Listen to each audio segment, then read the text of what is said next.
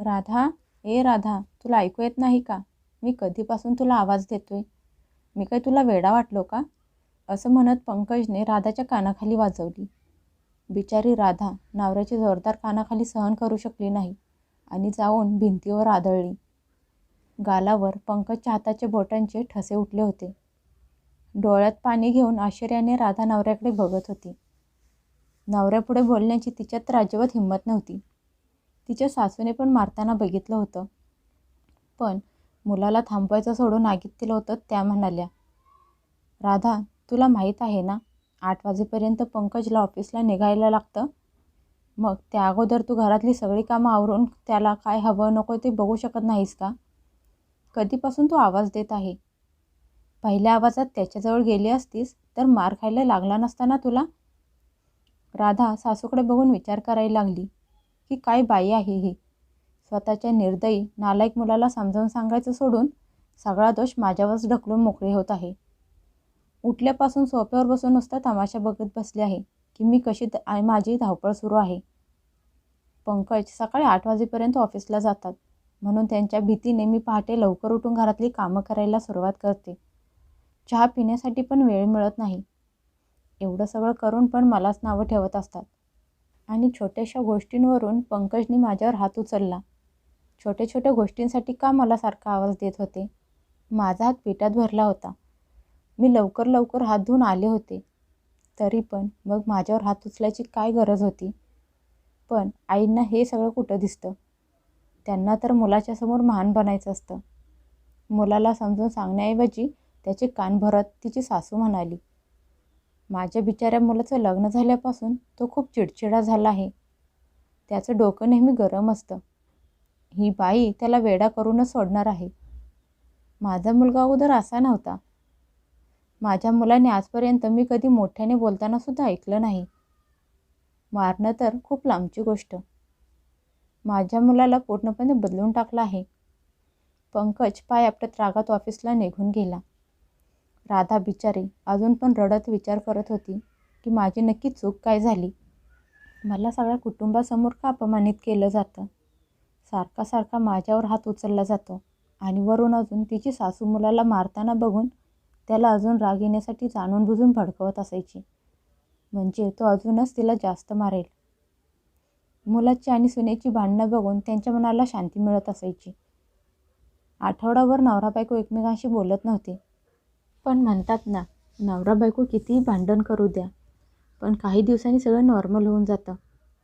राधाच्या मुलाचा आज पहिला वाढदिवस होता. नातवाच्या वाढदिवसाची तिच्या सासूने छोटीशी पार्टी ठेवली होती.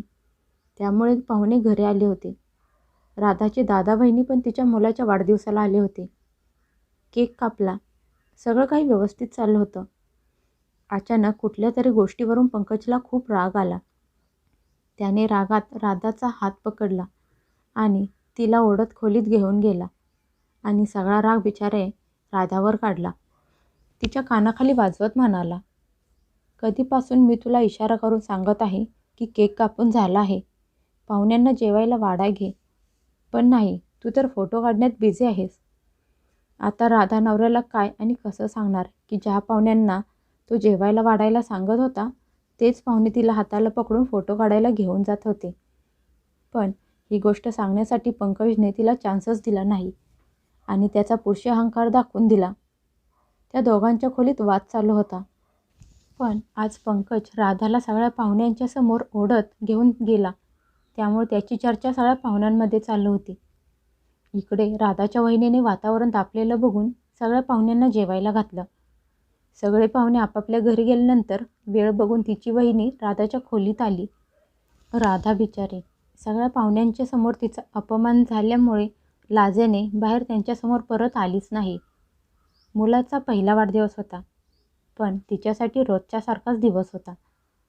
तिची वहिनी बाहेरचं सगळं काम आवरून तिच्या खोलीत आली. नंदेला असं रडताना बघून तिला सांत्वना देत म्हणाली, राधाताई, आज जे काही झालं ते बरोबर नव्हतं. हे बघा, मला बोलायला तर नको आहे. तुमचा दादा पण बाहेर होता. त्याला याबद्दल समजलं नाही. पण जर त्यांनी हे सगळं त्यांच्या डोळ्यांनी बघितलं असतं तर आज पार्टीच्या जागेवर दुसरंच काहीतरी घडलं असतं. नवरा बायकोचं नातं विश्वासावर, प्रेमावर आणि एकमेकांना समजून घेऊन त्याची इज्जत करण्यावर असतं. आता तो काळ राहिला नाही की नवऱ्याचा मार खात, सगळं आयुष्य अपमान सहन करत, सगळ्यांच्या समोर बेइज्जत होऊन तुम्ही एकट्या खोलीत रडत बसून आयुष्य काढाल. राधाताई, काळासोबत चला. स्वतःसाठी, स्वतःच्या मानसन्मानासाठी जगायला सुरुवात करा. मी तुम्हाला खूप मोठं पाऊल उचलायला सांगत नाही किंवा नाही मी तुम्हाला तुमचं घर मोडायला सांगत आहे. पण स्वतःच्या आत्मसन्मानासाठी तुम्हाला उभं राहायला लागणार आहे. तुमच्या नवऱ्याच्या कृत्यासाठी तुमच्या घरात त्यांना कोणीही थांबवणार नाही. त्यामुळे तुम्ही स्वतःचा आवाज स्वतः बनायला पाहिजे. तुमची इज्जत, स्वतःचा मानसन्मान स्वतः वाचवायला लागणार आहे. आज तर भाऊजी लोकांच्या समोर तुमचा हात पकडून घेऊन गेले.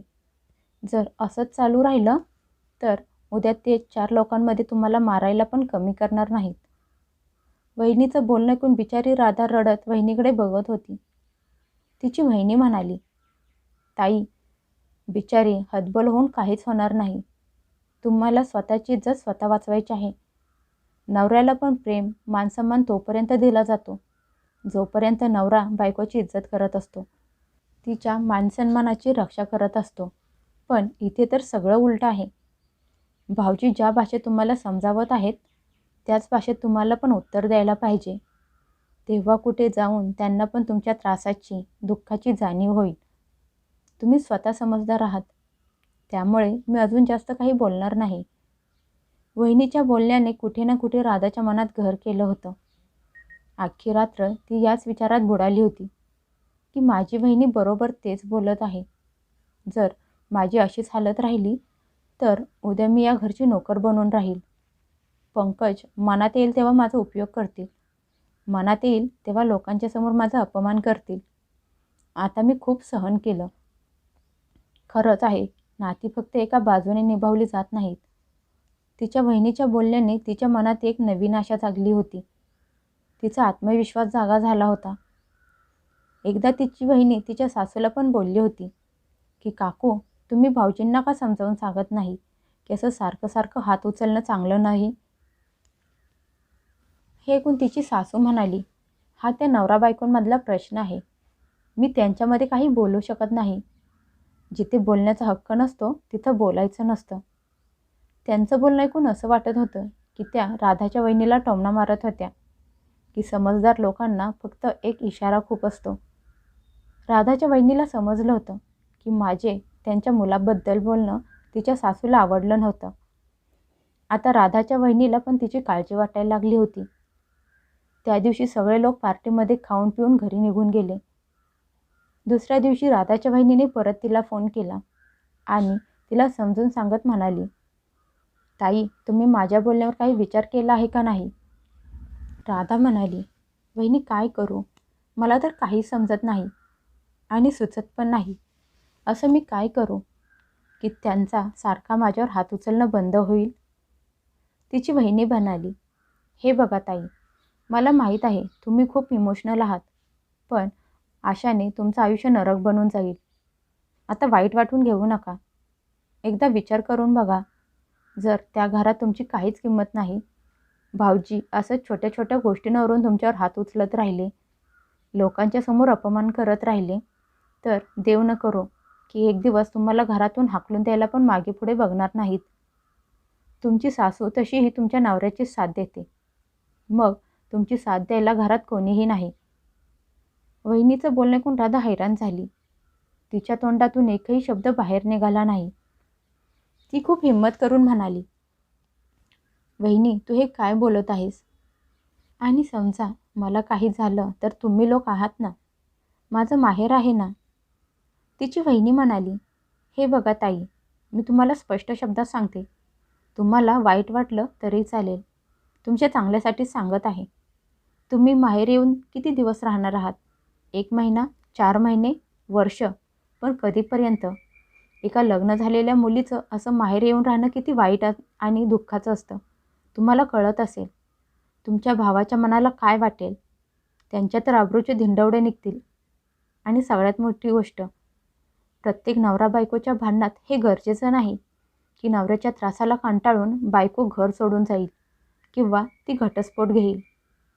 कधी स्वतःच्या हक्कासाठी लढायला शिका. कधीकधी माणसाला त्याच्याच भाषेत उत्तर देणं पण गरजेचं असतं. जास्त काही तर मी बोलणार नाही, पण एवढं नक्की सांगेन की आता सहन करू नका. यावेळी जर भाऊजींनी काही केलं तर तुम्ही त्यांना उलट उत्तर द्याल. कसं द्यायचं तुमचं तुम्ही बघून घ्या. बाकी आम्ही सगळे तुमच्यासोबत आहोतच. तुम्ही काळजी करू नका. असं म्हणत तिच्या वहिनीने फोन ठेवून दिला. पण राधाच्या मनात एक वादळ उठलं होतं. ती वहिनीच्या बोलण्याचा विचार करायला मजबूर झाली. काल झालेल्या भांडणामुळे राधा त्रासात आणि दुःखी पण होती. वहिनीचं बोलणं पण डोक्यात घुमत होतं. हा सगळा गोंधळ डोक्यात चालू असताना ती जेवण बनवत होती. जेवण बनवताना भाजीत कधी मीठ टाकलं, कधी तिखट टाकलं, तिला कशाचीही सूध नव्हती. राधा एवढ्या मानसिक दबावात होती की तिने 2 वेळा जेवणात मीठ टाकलं आणि त्याचा परिणाम हा निघाला की जसा पहिला घास पंकजने तोंडात घातला तसा रागात चिडून राधाकडे डोळे मोठे करून बघायला लागला आणि म्हणाला, अजून कालची नशा उतरली नाही वाटतं. जेवण बनवताना लक्ष राहिलं नाही का? हे काय जेवण बनवलं आहेस? माणूस काय पण जनावर पण खाणार नाही. असं म्हणत त्याने ताट उचलून फेकून दिलं. नवऱ्याचं रूप बघून राधा खूप घाबरली की परत पंकज तिच्यावर हात तर उचलणार नाही ना. तेवढ्यात तिच्या डोक्यात वहिनीचं बोलणं घुमायला लागलं. उत्तर द्यायला शिका ताई, उत्तर द्यायला शिका. तुम्हाला तुमच्या हक्कासाठी उभं राहायचं आहे, नाहीतर तुमचं आयुष्य नरक होऊन जाईल. राधा हिम्मत एकवटून म्हणाली, जर जेवणात मीठ जास्त झालं होतं तर ताट फेकून द्यायची गरज नव्हती. जेवायचं नव्हतं, उपाशी राहायचं होतं. आज पहिल्यांदा राधा बोलली होती, ते पण घाबरत घाबरत. पण हे तर पंकजच्या पुरुषार्थाच्या विरुद्ध होतं. आज राधाच्या तोंडातून आवाज कसा काय निघाला? तो रागात तणतणत राधाजवळ गेला आणि म्हणाला, कालची अद्दल घडवलेली विसरून गेली आहेस वाटतं. म्हणून तर परत अंगात मस्ती आली आहे आणि माझ्यापुढे तोंड उघडायला लागले आहेस. असं म्हणत त्याने राधाला मारायला हात उचलला. तसा राधाने त्याचा हात पकडला आणि दुसऱ्या हाताने एक जोरात कानाखाली त्याला वाजवली. तसा पंकज हैराण होऊन डोळे मोठे करून राधाकडे बघायला लागला. इकडे मुलाला मारलेले बघून तिच्या सासूचा घास हातातून निसटून खाली पडला. तिची सासू चकित होऊन सुनेकडे बघत होती. तिची सासू रागाने वेडी झाली आणि सुनेला वाईट बोलत मुलाला म्हणाली, पंकज, तिला पकडून 2-4 कानाखाली लावून दे. तिला लाज वाटत नाही का नवऱ्यावर हात उचलताना? नालायक मूर्ख कुठली, माझ्या मुलाला मारलं. यावेळी बायकोने त्याच्यावर हात उचललेला बघून पंकज वेडा झाला. त्याने मागचा पुढचा कसला विचार न करता हातात येईल ते घेऊन राधाला मारायला पुढे आला. तसा राधाने परत त्याचा हात पकडून त्याला जोरात धक्का दिला आणि जमिनीवर ढकलून दिलं. स्वतः हातात चप्पल घेऊन म्हणाली, बस आता खूप झालं, खूप अन्याय सहन केला. हे बघून तिची सासू म्हणाली, अरे देवा, बघा हिला किती पंख फुटले आहेत. पंकज, आज आत्ताच्या आत्ता हिचे पंख कापून टाक, नाहीतर सगळ्या घराच्या इज्जतीचा नाश करेल. आत्तापर्यंत हिचे हे विक्राळ रूप बघितलं होतं का? अरे देवा, ही कुठली नालायक बाई माझ्या घरात आली आहे काय माहीत. सासूचं बोलणं ऐकून राधा म्हणाली, अगं ये म्हातारे, गप्प बस. कधीपासून तुझी बडबड सहन करत आहे. ज्यावेळी तुझा तो नालायक पोरगा मला जनावरासारखा मारत होता त्यावेळी तर तुझ्या तोंडातून आवाज निघत नव्हता आणि आज तर तुमचं तोंड खूप चालायला लागलं आहे. तो माझा नवरा आहे, पुरुष आहे. म्हणून याचा अर्थ असा होत नाही की तो बायकोवर अत्याचार करेल, तिला पायातली चप्पल समजेल. अगोदरपासून तुम्ही तुमच्या मुलाला थांबवलं असतं, समजावून सांगितलं असतं तर आज त्याच्यात एवढी हिंमत झाली नसती मला जनावरासारखी मारायची, लोकांच्या समोर माझा अपमान करायची. जेव्हा मी सगळ्यांच्या समोर मार खात होती त्यावेळी पण तुम्ही काही बोलला नव्हता. म्हणून तुमच्यासाठी हेच चांगलं होईल की आज पण तुम्ही आमच्या नवरा बायकोमध्ये बोलण्याचा प्रयत्न करू नका. आणि पंकज, तुम्ही इथून पुढे चुकून पण माझ्यावर हात उचलायचा प्रयत्न जरी केला तर देवाची शपथ घेऊन सांगते, तुमचा हात तोडून टाकेन. नवरा हात, नवऱ्यासारखी इज्जत हवी असेल तर नीट इज्जतीने माझ्याशी वागत जा. नाहीतर विसरून जावा की मी तुमची बायको आहे. जर मी मनात आणलं तर आत्ता या क्षणी पोलिसांना फोन करून बोलवू शकते आणि तुमच्या दोघांना तुरुंगाची हवा खायला पाठवू शकते. पण घरच्या इज्जतीचा प्रश्न आहे, म्हणून पहिल्यांदा आणि शेवटचं सांगत आहे. इथून पुढे माझ्यासोबत काहीही चुकीचं घडायला नाही पाहिजे. नाहीतर स्वतःच्या इज्जतीचे धिंडवडे काढायला तयार राहा. असं म्हणत राधा चप्पल तिथेच फेकून तिच्या खोलीत निघून गेली. आज राधाचे विक्राळ रूप बघून तिची सासूच काय, पण तिचा नवरा पंकज स्वतः खूप हैराण झाला होता. आज पहिल्यांदा राधासमोर न बोलण्यातच दोघांनीही स्वतःची भलाई समजली होती. त्यांना पूर्ण विश्वास होता, जर त्यांनी परत काही उलटंसुलटं केलं तर राधा त्याला पोलिसात द्यायला पण कमी करणार नाही. भीती असो किंवा इज्जत वाचवणं असो, कसं पण असू द्या, पण त्यानंतर परत तिच्या सासूची कधी तिच्याबद्दल बोलण्याची हिंमत झाली नाही आणि नाही पंकजची परत हिंमत झाली तिच्यावर हात उचलायचे. आज वहिनीच्या बोलण्यामुळे राधामधला आत्मविश्वास जागा झाला होता. आज तिने स्वतःसाठी, तिच्या भविष्यासाठी आवाज उचलला होता.